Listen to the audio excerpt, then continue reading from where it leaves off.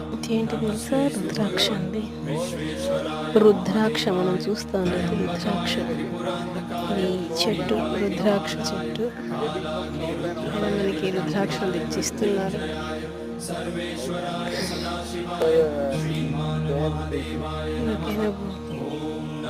ఇస్తున్నారు, మాకు చేస్తున్నారు రుద్రాక్షలు.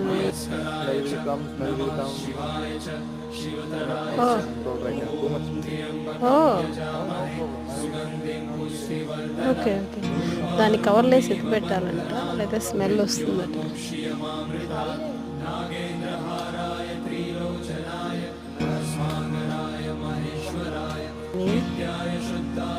ఇట్లా తీస్తాను.